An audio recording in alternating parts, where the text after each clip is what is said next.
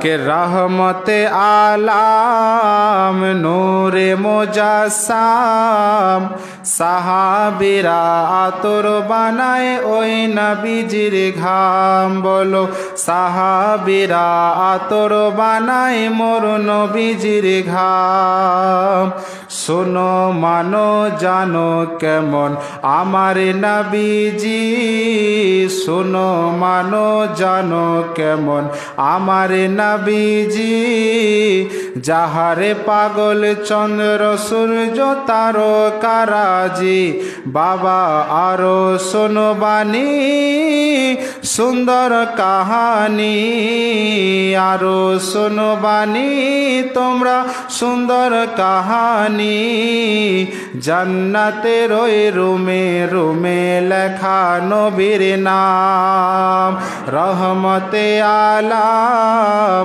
নূরে মুজাসসাম রহমতে আলাম নূরে মুজাসসাম সাহাবীরা আতর বানায় মোর নবীজির ঘাম ওস্তনে হান্নানা একটা খেজুর গাছের নাম যাকে ধরে খুতবা দিতেন রাসূলে আকরাম ওস্তনে হান্নানা যখন নবী নতুন মসজিদে নববী তৈরি করেছিলেন তো এই মিম্বার শরীফ যে আমরা দেখতে পাচ্ছি তখন মিম্বার ছিল না একটা উস্তুনে হান্নানা একটা খেজুরের ডালের নবী আমার টেক লাগিয়ে ওখানে খুতবা দিতেন যখন বেরাদার একটু মুসলমানের সংখ্যা বাড়লো যখন একটু উন্নতি হলো ওই গাছটাকে উঠিয়ে যখন আপনার নতুন করে একটা মিম্বার তৈরি করা হলো তো নবীর বিরহে নবীর যন্ত্রণায় ওই গাছটা কান্না করতেছিলেন বলুন সুবহানাল্লাহ হ্যাঁ কে প্রত্যেক দিন আমাকে নবী ধরে খুতবা দিতেন আজকে আমাকে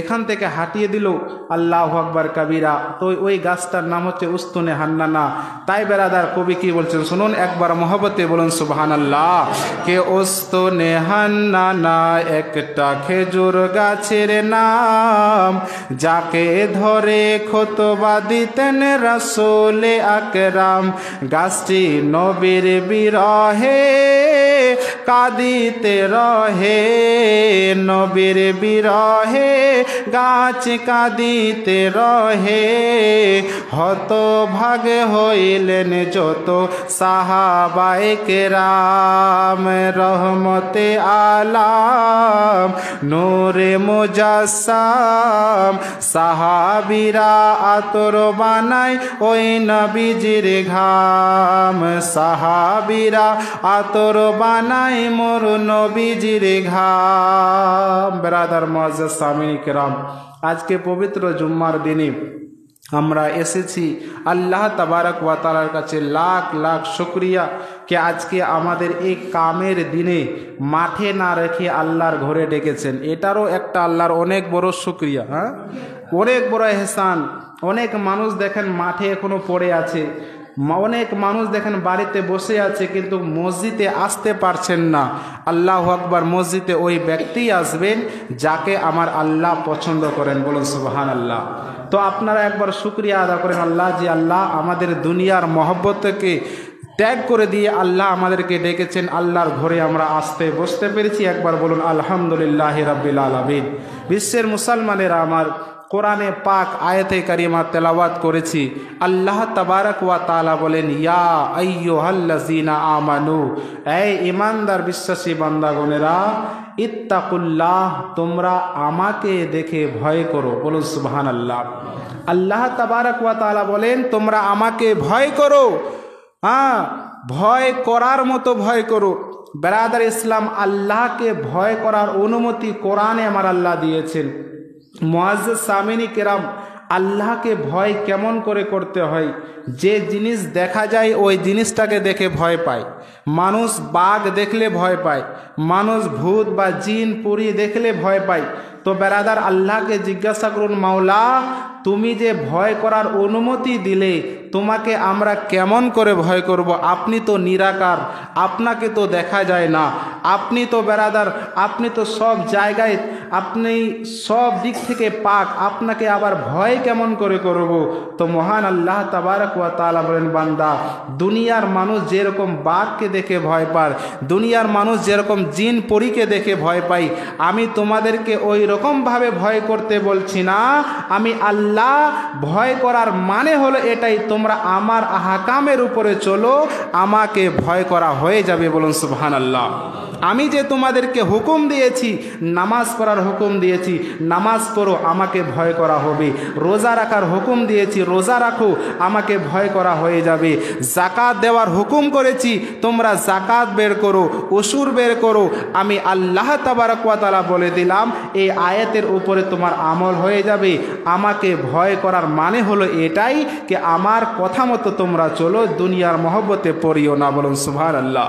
আল্লাহু আকবার কবিরা। বেরাদার, আজকে আমরা মুসলমান দুনিয়ার মহব্বতে তো পড়ে যাই, কিন্তু বেরাদার মানুষ মাত্রে ভুল জানি আমরা, মানুষের দ্বারা গুনাহ হয়, আবার মানুষের দ্বারাই নেকি হয়। মানুষ আবার গুনাহ করে, মানুষ আবার নেকি করে বেরাদার। কিন্তু আল্লাহ তো আমাদের জন্য অনেক ছাড় দিয়েছেন। আল্লাহর নাম একটা রহমান, আল্লাহর নাম একটা গফফার, আল্লাহর নাম একটা রহিম, রহম করনেওয়ালা। আবার আল্লাহ গফফার হলেন উনি, যে মাফ করনেওয়ালা হলেন উনি। বেরাদার মুআজ্জাজ সামিন কিরাম, তো আল্লাহ কে ভয় করার অনুমতি হুকুমের মানে হলো আমরা যে বেরাদার, এবার ধানের সিজন, ধান চলে আসলো, মানুষের বাড়িতে বাড়িতে ধান আসছে। এবার যদি আমরা ওই ধানের ঠিক মতো অসুর বা জাকাত না বের করি, তাহলে বলুন বেরাদার, আল্লাহকে ভয় করা হবে? হবে না। আল্লাহকে ভয় করার মানে এটাই যে আপনি অন্তরে আল্লাহর ভয় রাখুন, আর আল্লাহর আহকামকে, সমস্ত অসুরকে আপনি ভালোভাবে বের করুন। এর মানেই হচ্ছে আল্লাহর ভয়।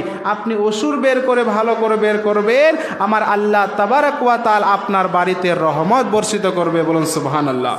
বেরাদার, অনেক মানুষ প্রশ্ন করে, মুফতি সাহেব বুঝলাম না, জাকাতের হুকুম আল্লাহ দিয়েছেন, আবার অসুর কোথা থেকে আসলো? অসুর আবার কী জিনিস? অসুর কি দেওয়া ওয়াজিব, দেওয়া ফরজ? বেরাদার মুআজ্জাজ সামিন ইকরাম, অসুর আর জাকাত কিন্তু একটাই। জাকাতের হুকুম আল্লাহ তাআলা কোরআনের পাকে যেখানে নামাজের হুকুম দিয়েছেন, ওই জায়গায় জাকাতের হুকুম দিয়েছেন। জাকাত হলো মালের জাকাত, মানে পয়সার জাকাত বের করা হয়। আর ধান, আপনার যে জমিন থেকে যে জিনিসটা আপনার উগে, ফসলের যেটা উসুর বের করা হয়, ওটাকে বলা হয় উসুর, কিন্তু ওইটাই হলো জাকাত। জাকাত উসুর হলে একটাই। বেরাদার মুআজ্জাজ সামিন ইকরাম, উসুর মানে হচ্ছে 10। কি নাম? উসুর মানে আরবিক শব্দ, এর মানে হলো 10। মানে তুমি যে আপনার ফসল করলে, ওই ফসলের উসুর মানে 10ওয়া হিস্সা তুমি বের করো, মানে 10 কিলোয় 1 কিলো উসুর আপনাকে বের করতে হবে। এটা বের করা হলো ওয়াজিব। বেরাদার মুআজ্জাজ সামিন ইকরাম, ধান হলো, ধানের উসুর আপনাকে বের করতে হবে, মানে 10 কিলোয় 1 কিলো, 20 কিলোয় 2 কিলো, 1 মনে 4 কিলো, 50 কিলোয় 5 কিলো, 1 কুইন্টালে 10 কিলো। 10-এ 1 কুইন্টাল দিয়ে দিলেন, এদিকে আপনার 10 কিলো বের করে দিলেন। এরই নাম হলো উসুর, এরই নাম হলো জাকাত। বেরাদার, এটাও বার করা আপনার উপরে শুধু সুন্নত নয়, নফল নয়, ওয়াজিব রয়েছে।